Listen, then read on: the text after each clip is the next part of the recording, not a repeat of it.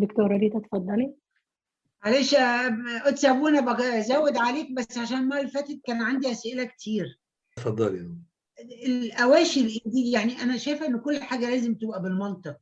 اواشي سر الانجيل التي تقال الان سرا، زمان كانوا بيقولوها بصوت عالي، بعدين دلوقتي بقت سر. طب ليه؟ يعني واي؟ الناس بتغير كده من غير، يعني في حاجات كانت بتتقال جهرا بعدين بقينا نعملها سرا، واي؟ مش أواشي بس الإنجيل اللي بقت سرا، ده حاجات كتيرة قوي قوي كانت جهرا وبقت سرا.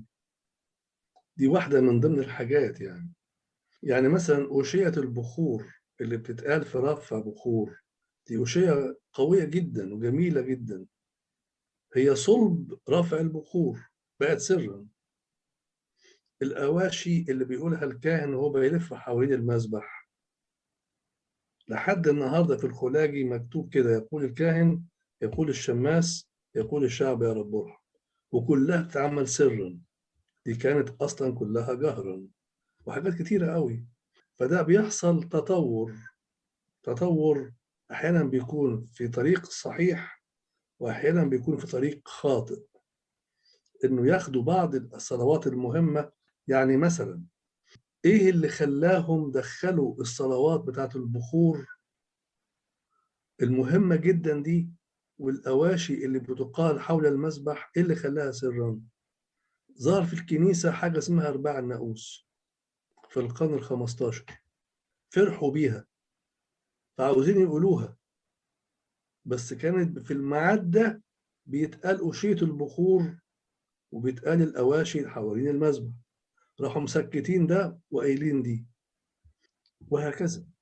دي تاريخ طويل. عشان كده أنا دايما بقول أننا نحتاج إلى إصلاح ليتورجي.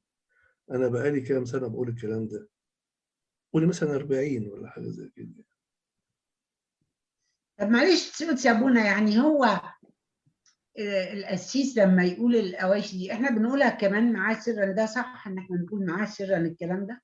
لان مش معقول هو يقول سرا واحنا ما نركزش معاه. لا مفيش حاجة اسمها هو سر احنا نركز معاه. أثناء ما هو بيقولها سرا بيتقال حاجات تانية جهرا، يعني هو مش سرا والكنيسة ساكتة، ده هو بيقولها سرا أثناء ما بيكون في حد بيمارس صلاة أخرى جهرا. طب احنا هنروح فين؟